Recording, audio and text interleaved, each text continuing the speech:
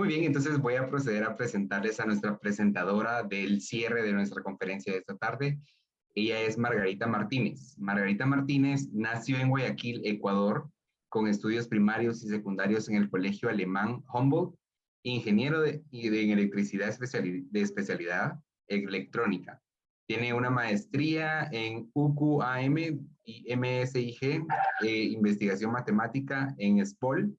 Es profesora del Departamento de Matemática de la ESPOL por más de 35 años. Propone lo central es el florecimiento del potencial de las personas. La educación de calidad debe proveer el ambiente de estímulos apropiados a las personas, reflexionando con un grupo de profesores sobre la falta de espíritu crítico e investigador de los bachilleres que llegan a las aulas. Se propusieron crear un entorno motivador que proteja a las mentes curiosas de los niños y jóvenes ecuatorianos. Promovió la creación de AHA Parque de la Ciencia en octubre del 2005, el primer centro interactivo de ciencias del Ecuador. Desde el 2006 coordina los semilleros de futuros científicos e ingenieros y otros proyectos educativos promoviendo un verdadero cambio actitudinal hacia la ciencia y las matemáticas entre los participantes. Y esta tarde, Margarita nos va a compartir en la sesión de clausura que se titula El arte de la explicación matemática a través de los 5 principios. Margarita, el tiempo es tuyo. Muchas gracias. Es un verdadero placer el poder compartir un poco de lo que nosotros hacemos con Guatemala. Nunca he tenido la oportunidad de ir, pero me parece muy interesante lo que está haciendo MathKind alrededor del mundo, ¿no? Entonces, la idea de esta sesión de clausura es, ok, hemos estado hablando de muchas cosas, hemos visto talleres espectaculares, pero finalmente, ¿qué es el residuo? ¿Qué es lo que queda? Y el hilo conductor de esta conferencia ha sido 5 principios que en MathKind se lo ha enunciado como indispensables para una educación matemática de calidad, ¿no? Entonces, eso es lo que en el fondo vamos a tratar de hacer. Ok, miren esa imagen, ¿no? Entonces, lo primero que a ustedes se les ocurra, ¿qué será esa imagen? ¿Qué representará? Hay unas barras, unos numeritos. Me hubiera gustado hacer un poco más del diálogo, pero ya les doy unos segundos para que ustedes traten de adivinar qué representarán estas barras. Les pongo lo que representan. Representan un cuestionario que se hizo en los Estados Unidos sobre cuál era su materia favorita y cuál era la materia que más detestaban. Y usted nota que matemáticas está en los dos topes, ¿no? Es decir, como que matemáticas divide a la gente, la hace binaria, o les encanta o la detestan, ¿no? Es un problema. Y no es solo en los Estados Unidos, porque esta es información que se hizo en el Ecuador un poco antes de crear AHA Parque de la Ciencia. Se entrevistaron a más de 1.100 jóvenes y resulta también, mire, matemática es la asignatura que más le gusta y también la asignatura que menos le gusta. Entonces, ¿por qué es que hay esta polaridad? Esto es un pequeñito video de unos jovencitos de un estrato socioeconómico deprimido en Guayaquil que estaban visitando AHA Parque de la Ciencia. No sé si está el video, ¿se escucha el audio? Poco, se escucha. Más o menos. Un poquito se escucha. Bueno, la idea es que cuando le hablamos de las matemáticas, los niños decían, no, matemáticas no. Y los padres decían, es que no les gustan las matemáticas. Entonces, como que de alguna forma la gente está resignada a esa mala connotación que tienen las matemáticas. Y en la conferencia inicial, Claudia habló de que era muy importante las emociones que nosotros sentimos y dentro de esas emociones estaban basadas en nuestras creencias acerca de la naturaleza de matemáticas. Entonces, una cosa fundamental para cualquier profesor que quiera enseñar matemática es realmente qué es matemáticas. A algunas profesoras, Beatriz y Carolina, preguntaron qué consideraban que tenía que tener alguien que sea bueno para las matemáticas. Y eso fue el resultado de muchas respuestas que ustedes dieron. Entonces, como ustedes se puede ver, consideran que alguien bueno en matemáticas tiene que ser lógico, analítico, inteligencia, resolver problemas, rapidez. Y cuando también les preguntaron después qué palabras asocian con matemática, esto fue el resultado de ustedes, de los profesores que estuvieron asistiendo. Y una cosa que yo quiero enfatizar es que, mire, aquí, y este es un posible inconveniente de Mentimeter, usted tiene que decirle a los que contesten que no pongas tilde, porque algunos no ponen tilde y otros sí las ponen. Entonces, si usted se da cuenta, Mentimeter considera esto como que si fueran respuestas distintas, pero es lo mismo, ¿no? Y fundamentalmente la gente asocia matemáticas con números, con cuentas, con algoritmos. Y ese es un problema, ese es un problema. ¿Por qué? Porque ya vamos a ver cuál es la concepción de la mayoría de los profesores que están pensando en que las matemáticas deberían permitir al estudiante enfrentarse a la vida, no aprobar un examen, no ingresar a una universidad, es realmente capacitarse para la vida. Entonces, algunos hablan sobre que es un lenguaje, un procedimiento que sirve para resolver problemas, que es un arte. Esta es la opinión del Ministerio de Educación de mi país. Dice que es un lenguaje que describe mediante números. Eso es una opinión típica de un burócrata, ¿no? La mayoría de las personas del ministerio nunca han sido realmente profesores. Entonces, pero veamos esta que me parece muy interesante. Dice que matemáticas es el estudio de los patrones. ¿Y cómo es eso? Porque los matemáticos notan, se dan cuenta, observan patrones, después lo describen, características que tienen, y después llegan a generalizar los patrones. Y bueno, nosotros no queremos que nuestros estudiantes vayan a ser matemáticos, pero sí esperamos que tengan estas dos características, que noten, observen, identifiquen patrones y que los puedan describir.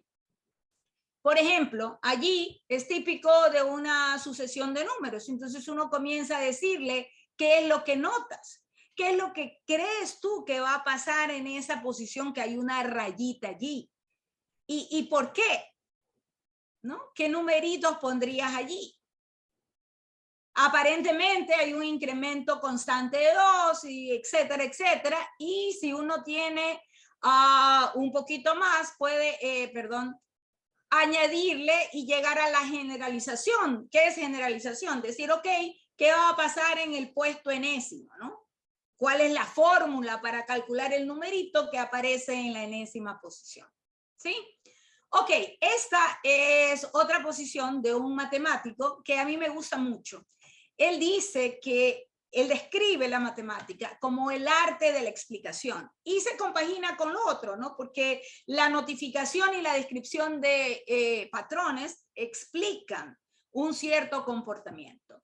Y como llaman que es un arte de la explicación, dice que cuando un profesor le da fórmulas, le da números, le da cualquier cosa, pero no permite al estudiante descubrir, plantear, investigar, equivocarse, identificar por qué sí o por qué no, entonces uno lo está estafando al estudiante. No le está dando matemáticas. Matemáticas es el arte de la explicación. Tiene que haber esa parte esencial y lo vamos a ver en los principios que propone Mafkine. Este es una descripción de un matemático, de un famoso matemático, Hardy, y él decía que el matemático lo comparaba con un pintor o un poeta, ¿no? Es un hacedor de patrones, ¿verdad? Entonces el poeta hace rimas, hace un patrón con las palabras, el pintor o el escultor usa materiales. Dice que los matemáticos también, solamente que los patrones son más permanentes porque están hechos de ideas, de conceptos. Entonces, como que son más permanentes y no son fáciles de deteriorar. Pero fundamentalmente es un artista. Ahora, este es el mayor parte de los problemas por la que matemáticas es odiado a veces. ¿Por qué? Porque los profesores de matemáticas no nos aseguramos que el ambiente que le damos a los estudiantes sea un ambiente seguro, que ellos puedan tener libertad para equivocarse, para intentarlo. Es como que estuviera caminando en ese precipicio, ¿no? A nadie le gustaría estar en esa posición. Y así se sienten algunos de los estudiantes en nuestras clases de matemáticas.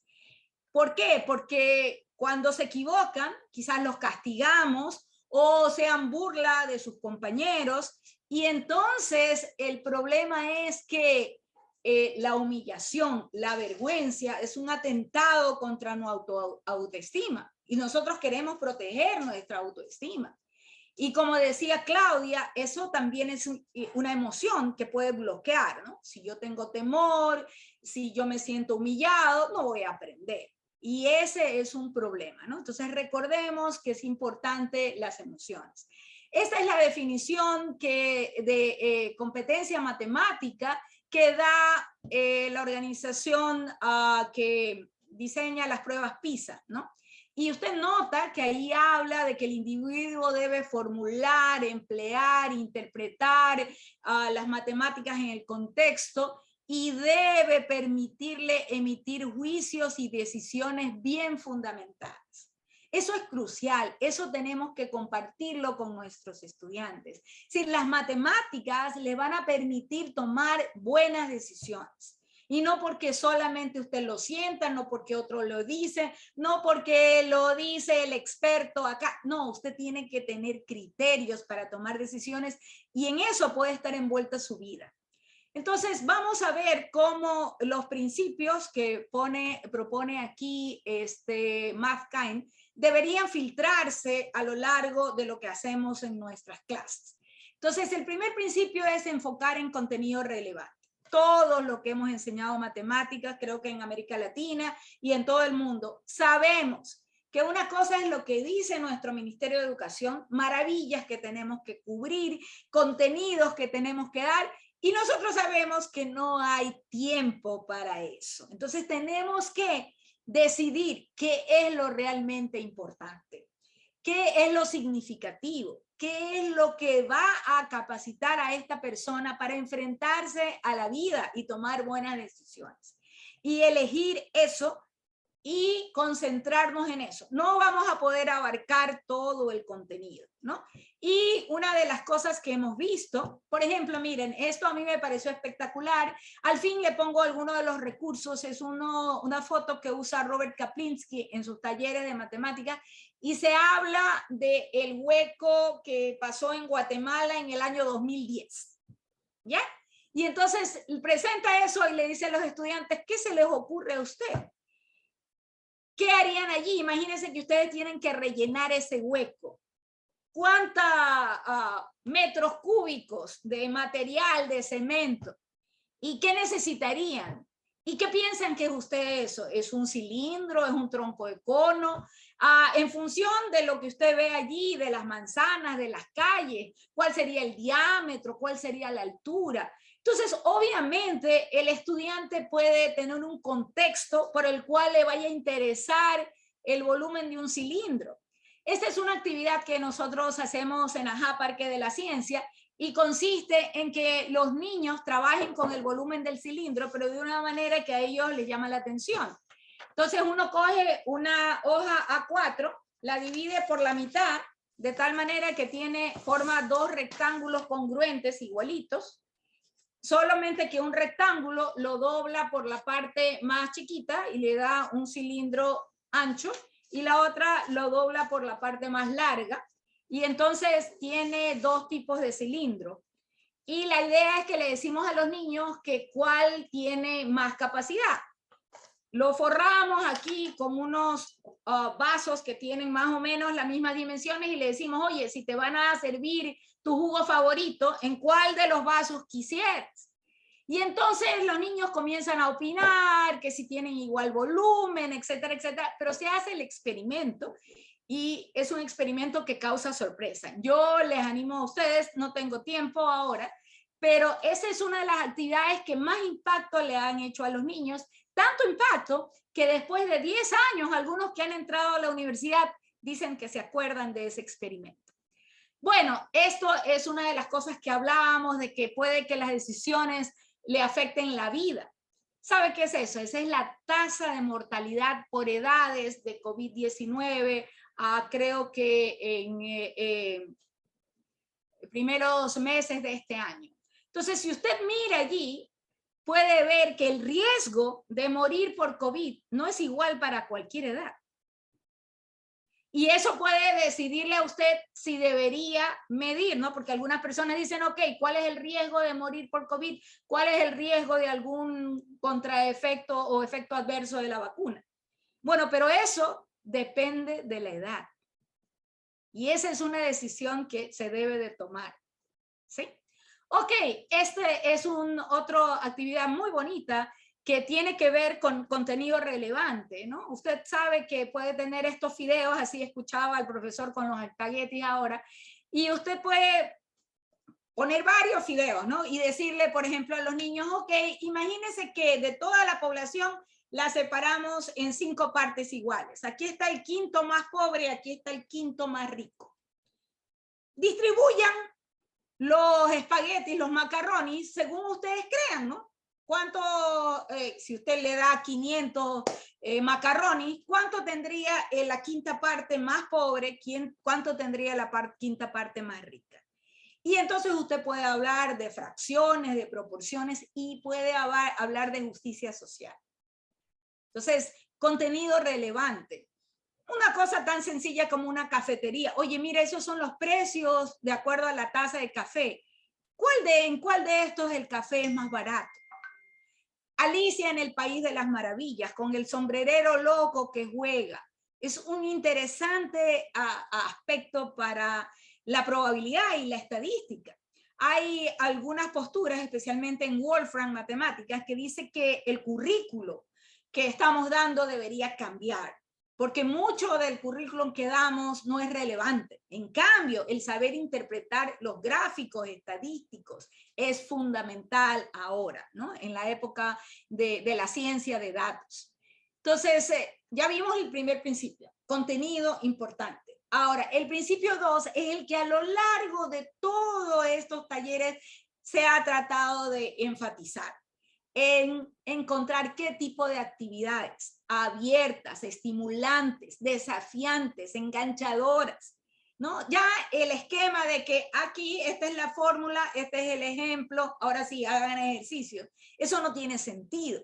Tenemos que enganchar al estudiante y se ha puesto varias cosas. Patrick, con su famosa huella ecológica, de haber definido lo que era un AC, lo que era la biodisponibilidad, como ese tipo de cosas que es fundamental ahora que viene toda la propaganda del cambio climático y todas las decisiones que se tienen que hacer. Bueno, estamos relacionando las matemáticas. Esta parte de aquí, bien interesante, que hablaba de cómo enseñar matemáticas en 3 actos, en donde el primer acto tiene que ver con un video, con una situación que enganche a los estudiantes, o le proponen un acertijo, cómo encontrar, cómo dividir ese cuadrado en 5 cuadraditos exactos, o como decía el profesor de la modelización, ¿no? De nuevo, hoy día en la pandemia se habla del famoso R0, que es la tasa de contagio, es decir, una persona enferma, ¿a cuántos potencialmente contagia? Y si esa tasa es mayor que 1, crecen, si esa tasa es menor que 1, se extingue. Todo eso tiene que ver con matemáticas. Esa es una película muy bonita. Quizás algunos han visto que es algo así, El padre de la novia, en donde Steve Martin dice que es una persona muy tacaña y va al comisariato y quiere comprar hot dogs. Y resulta que los hot dogs están en paquetes de 8 y los panes de hot dog están en paquetes de 12. Entonces dice, no, a mí me van a estafar, yo no voy a pagar más panes de los que necesito, y comienza a abrir y del paquete de 12 saca 4. Y entonces, todos se asustan. Bueno, ese es un bonito problema para introducir, ¿qué? Paquetes de 8, paquetes de 12. ¿Cuánto es el mínimo número de paquetes que debería cumplir o comprar para que ni le sobren hot dog ni le sobren panes. Eso es mínimo común múltiplo en la vida diaria. Eso vemos todos los días en las diferentes autopistas, ¿no? Podríamos preguntarle a los niños cuál es la diferencia, manejo de fracciones, entre una salida y la otra. ¿Cuál es la ciudad que está más cerca de otra? En niños chiquitos, hasta ellos juegan y hacen su autopista y ponen los carritos y ponen la salida y pueden entender qué es esto de trabajar con fracciones mixtas, con enteros y fracciones impropias o propias, como le llamen. Ya, entonces, actividades enganchadoras. El principio 3, preguntar y escuchar, dudar y convencer. Si usted no dice ni deja que los chicos encuentren el porqué, acuérdese, están estafándolos, no le están enseñando matemáticas. Entonces, tienen que promover eso, ¿no? Promover. Y en el taller que dio Yoli y Celestina, estaba hablando de la división de fracciones, que es una cosa complicada. Yo alguna vez hasta vi en una película de unos chinos que una chica quedó traumada cuando ella tenía que dividir 3/4 para 4/3. Y decía, yo no entiendo eso, ¿cómo hago? ¿Qué significa eso, no? Entonces, ¿por qué si yo divido 6 para 1/2 es como multiplicar por 2? Entonces, tenemos que promover el entendimiento. Allí esto es fácil para que los chicos expliquen, ¿no? Es típico de esto que usted presenta allí y le dice, oiga, ¿cuál no pertenece al conjunto? ¿Cuál es el intruso?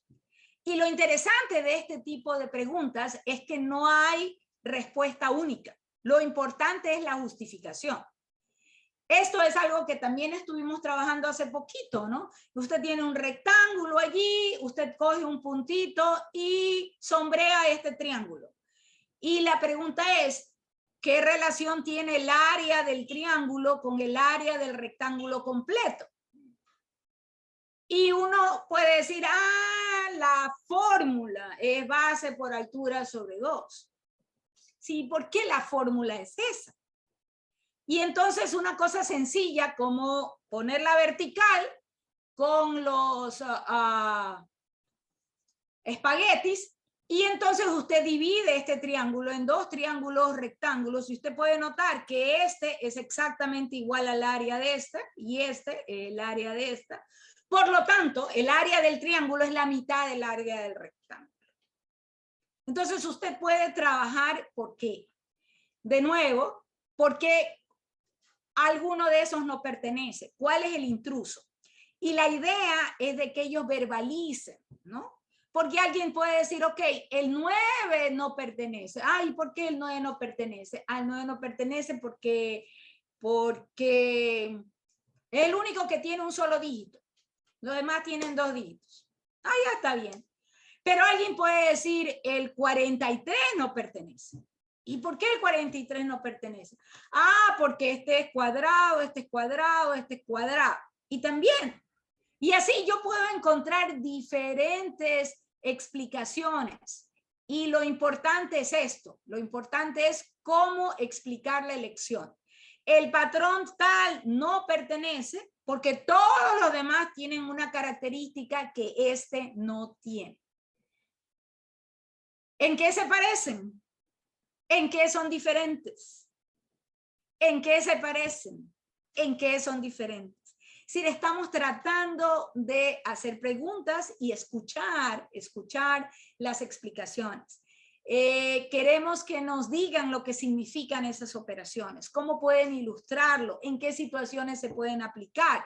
Sí, una cosa anterior aquí, yo recuerdo, y ustedes deben de saberlo mejor que yo, porque yo normalmente no enseño en primaria, pero es típico que usted tenga niños que se saben las tablas de multiplicar de memoria, ¿no? Porque le pegan, hacen cualquier cosa, pero ya, aprenden las tablas de multiplicar. ¿Ok?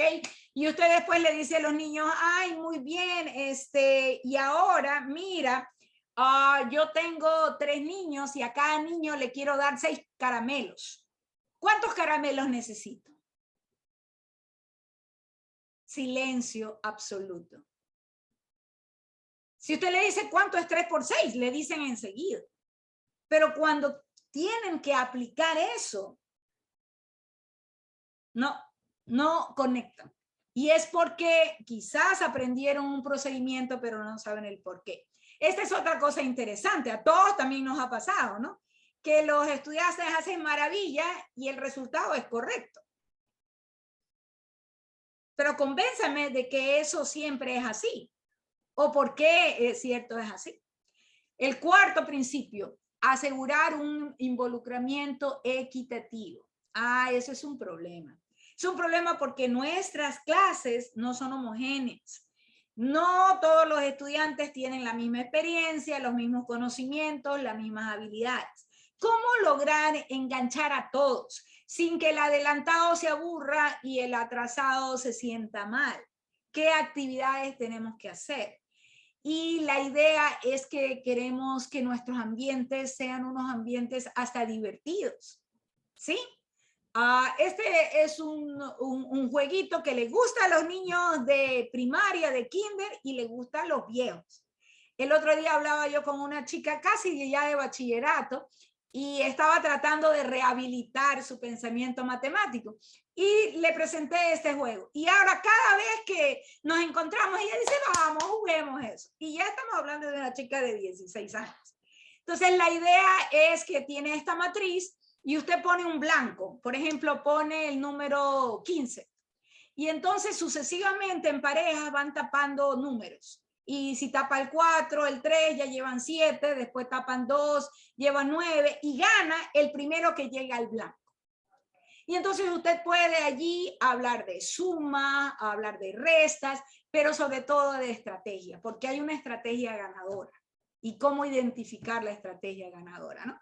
Entonces usted puede ver allí esa niña con esta experiencia divertida, curiosa, que le permita analizar por qué. Tengo aquí algunas fotos de lo que hacemos en los semilleros con los niños en matemáticas y usted puede ver que ellos se divierten, están gustosos, les encanta trabajar con eso. Esto puede ser desde una barrera de entrada muy baja, ¿no? Colocar los números del 1 al 5 para que la suma sea mayor posible, poner ya una ecuación, de nuevo dígitos del 1 al 9, y esto que ya es más demandante, poner dígitos del 1 al 9 sin repetición, de tal manera que este cociente sea el más cercano posible a 1. También puedo trabajar desde pequeños y lo he hecho con mis estudiantes de matemáticas discretas en la universidad cuando estamos hablando representación numérica de diferentes bases para importancia posicional, ¿no?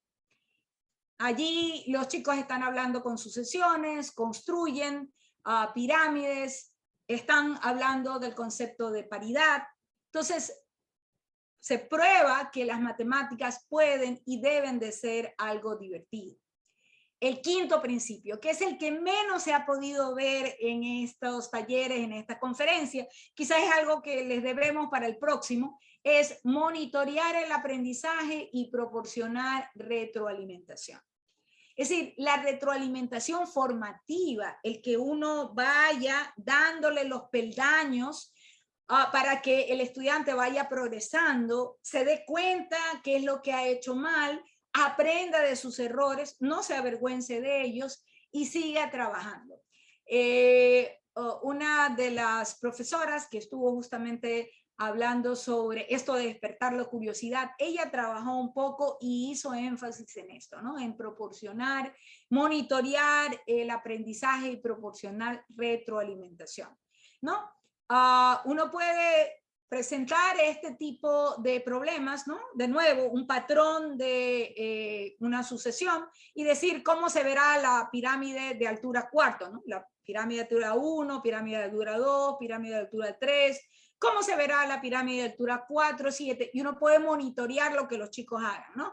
En el semillero, ellos trabajan con cubos concretos y comienzan a construir y a identificar qué pasa de una pirámide a otra, cómo cambia, y uno puede de allí pasar, obviamente, a la representación gráfica y ir monitoreando el avance, ¿no? Mucho se habla de la teoría, de la parte concreta, de la parte pictórica, de la parte abstracta, y uno puede y debe ir monitoreando, ¿no? Y presentar otras cosas, y se puede avanzar a cosas tan interesantes que son las que necesitamos en la universidad.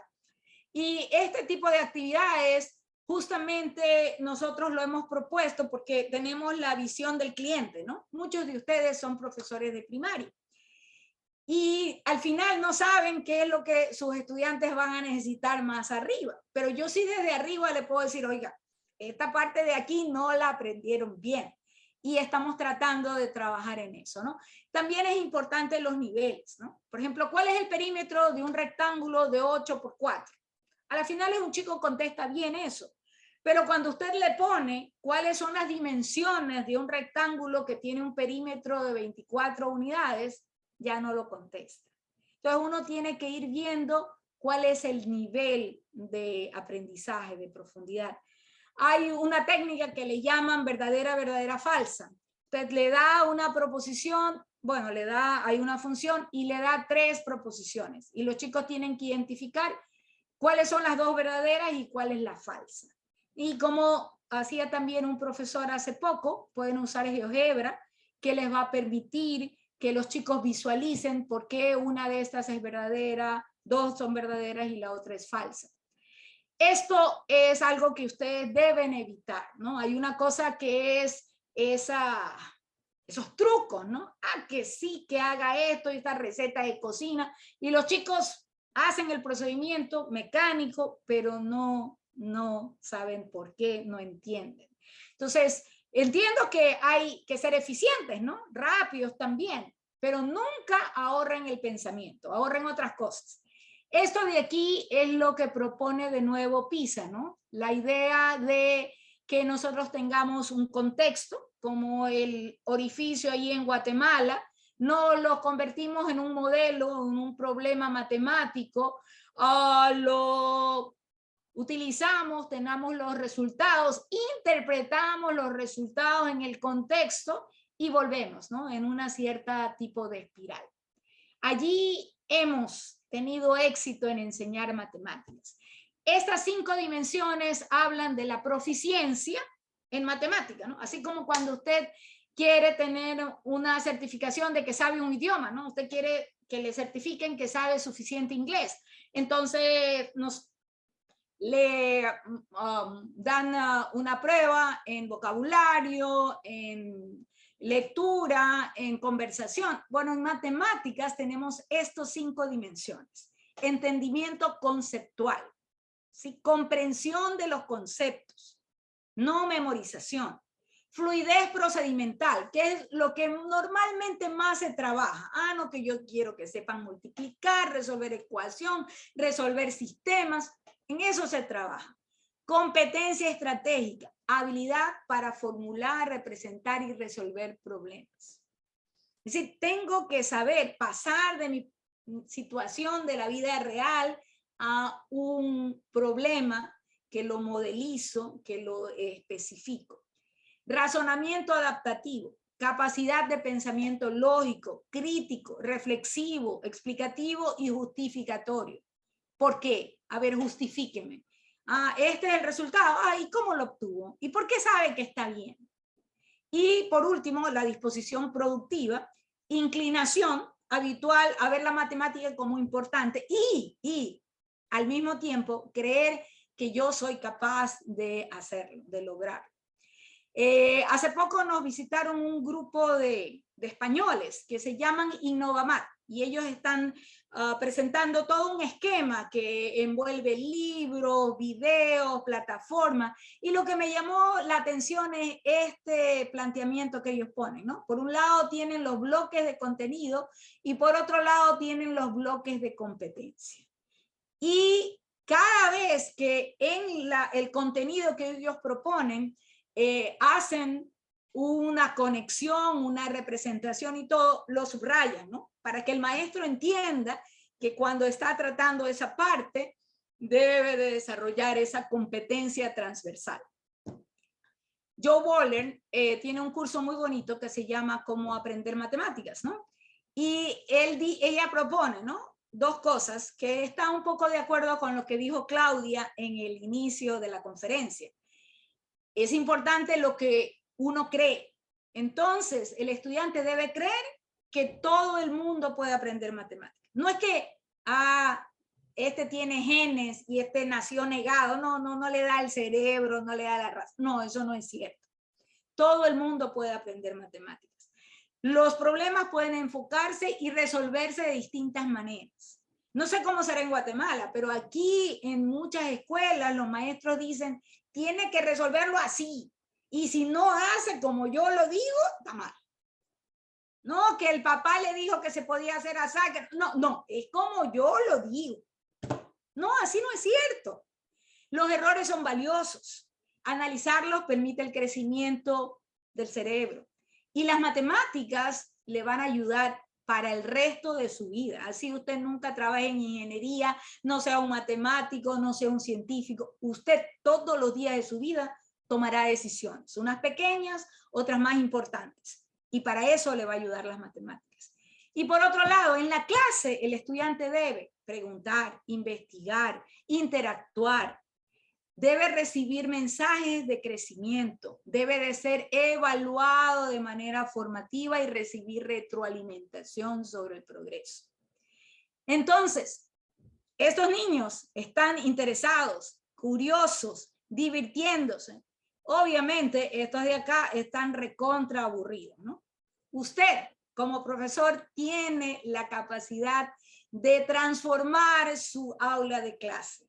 Tiene el deber de permitirle a sus estudiantes disfrutar de la matemática, desarrollar su mente y capacitarse para tomar buenas decisiones. Nosotros queremos que nuestros hijos y los hijos de nuestros hijos tengan mentes entusiastas, imaginativas, emprendedoras. La vida exige que nuestros jóvenes no dejen de aprender cuando terminan el bachillerato, cuando terminan la universidad, cuando terminan la maestría. No, van a aprender el resto de su vida.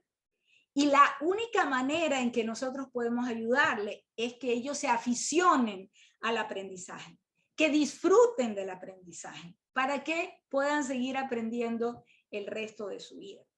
Y eso está en nuestras manos en la parte de enseñar matemáticas. Entonces, esto es un poco el mensaje que quería darles como un resumen. Esto es parte de las referencias. Este señor Robert Kaplinsky tiene muchos de los recursos. Claro, el problema es que están la mayoría en inglés, ¿no? Pero algunos sí los tienen en español, ¿no? Entonces, son diferentes recursos que he tratado de copiar en esta charla. Entonces, no sé si tienen alguna pregunta. Estamos un poco listos para que ustedes puedan hacer alguna pregunta. Dejo abierto el chat. Tenemos unos cuantos minutos, ¿verdad? 5 minutotes creo que tenemos, Hans. Sí, tenemos aproximadamente unos 7 minutos para cualquier pregunta, comentario que deseen hacer. Entonces el tiempo está abierto.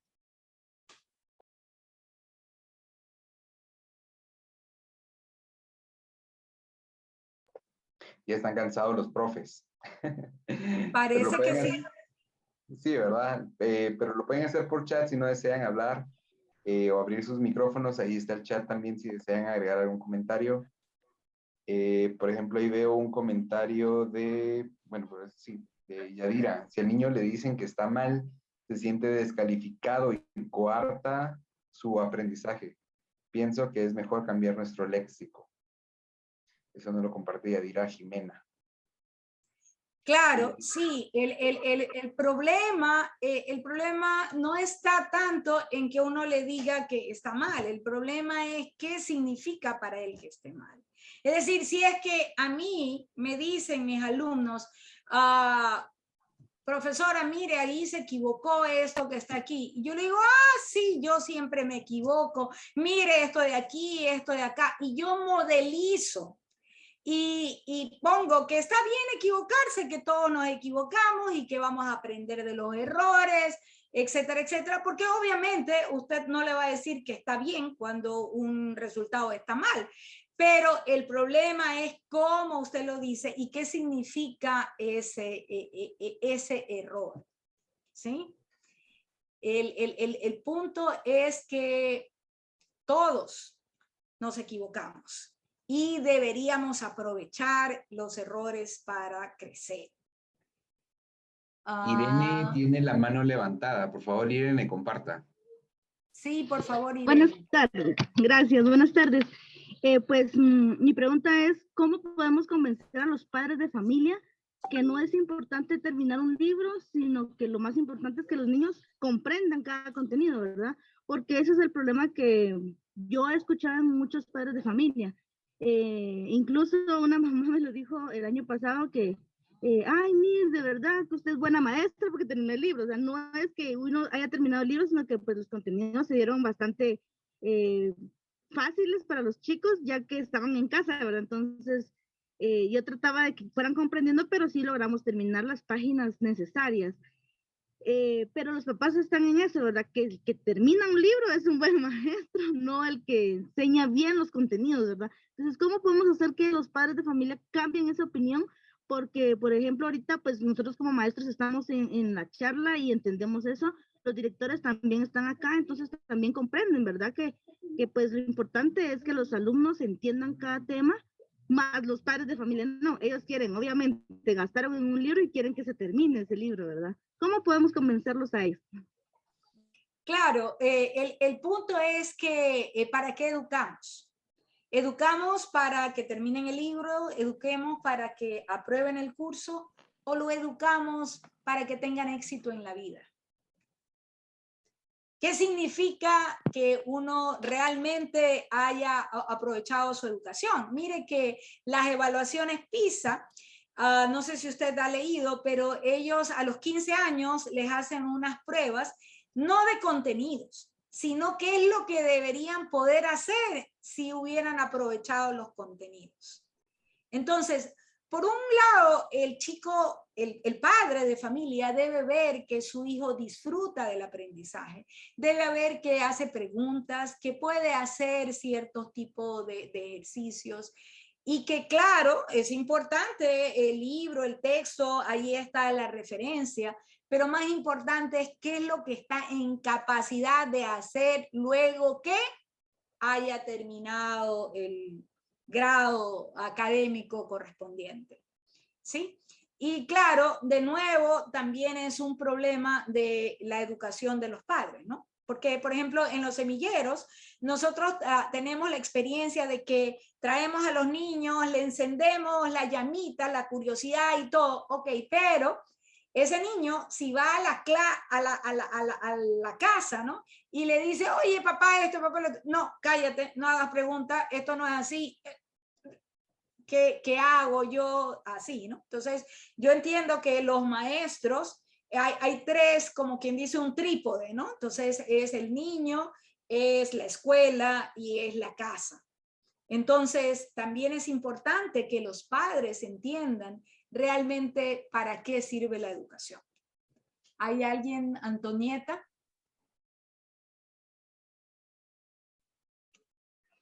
Buenas noches, licenciada. Antes que todo, pues, muchas gracias. Usted dio realmente una retroalimentación de todo lo que vimos en la semana, pues, ¿verdad? Eso es muy importante para nosotros también porque es como una metodología que estamos aprendiendo nueva en cuanto a retroalimentar a nuestros estudiantes también en un salón de clase. Lo que decía la compañera es muy cierto, pero considero que es algo muy importante cómo dosifiquemos nuestros temas, cómo planifiquemos nuestras unidades para poder terminar un texto. Y un texto al final es una guía, no es lo que nosotros realmente tendríamos que enfocarnos, así decir, bueno, estamos trabajando con este libro y con este tenemos que basarnos, sino que nosotros, por ejemplo, los que estamos acá en estos talleres que hemos visto durante toda esta semana, significa que nosotros queremos cambiar esa forma de dar clases de matemática. Y considero que muchos de nuestros compañeros que hemos estado durante la semana, hemos aprendido muchas herramientas que vamos a llevar a nuestra clase. Pero siempre tenemos que tener una muy buena planificación por el tiempo, porque recordemos que el tiempo es básico debido al problema de la pandemia. Solo a veces tenemos 40 minutos en una clase. Y recordando de que un niño, lo más que mantiene la atención serán 10 minutos.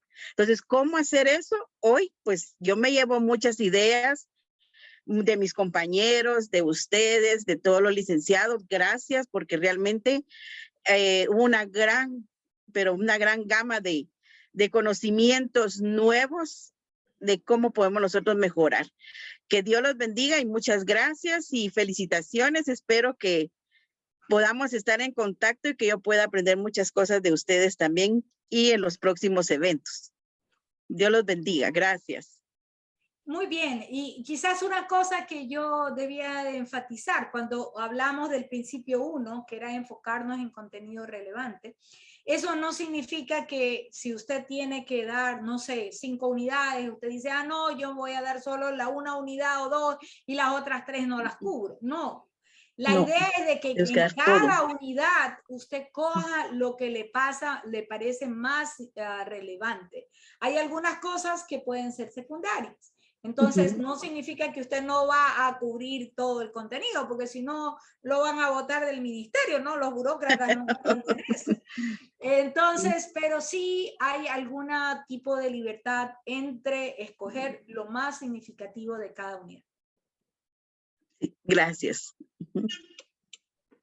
Solo porque aquí está esa pregunta, Isabel hace una pregunta por acá y se la voy a leer en el chat. Dice, en mi experiencia cuando estaba en diversificado, nos presionaban a terminar un sinfín de ejercicios en cierto tiempo, y eso no permitía explorar e inventar otras formas de solucionar o nuevas estrategias. ¿Qué sugiere para este tipo de maestros? Recuerdo que si no... Ay, se me perdió. Recuerdo que si no terminaba en cierto tiempo, los ejercicios en cierto tiempo no les importaba y uno se sentía mal por el bajo punteo que podía tener. Claro, es ese tipo de maestros el que ha puesto el paradigma de que matemáticas es fórmulas, es rapidez. Ay, si tú eres buenísimo, si eres rapidísimo y puedes resolver 100 problemas en media hora. No, eso no es matemáticas. Esa persona no necesariamente va a estar en capacidad de identificar, plantear un problema y resolverlo. Entonces, lastimosamente, esa mentalidad es la que tenemos que cambiar. Y tiene que cambiar de parte de los maestros, porque los maestros solo podemos dar lo que nosotros tenemos. Entonces, si los maestros no cambian en su manera de ver las matemáticas, entonces obviamente van a seguir frustrando a los jóvenes. Y hay muchos jóvenes que han huido de carreras que tengan que ver con matemáticas por ese tipo de maestros. Yo recuerdo una periodista que alguna vez estábamos hablando de lo que hacemos acá en Guayaquil y ella decía, oiga, a mí me encantaban las matemáticas hasta que llegué a 5º año y allí tuve un profesor que me hizo odiarlas y yo dije, no voy a escoger nada que tenga que ver con matemáticas. Y pensé que periodismo no tenía nada que ver. Y cuando me encontré con estadística, dije, uy, qué terrible, sí ha tenido que ver. Entonces, eso es las experiencias de la vida real, ¿no? Perfecto. Muchísimas gracias por las preguntas. A usted, Margarita, por el tiempo.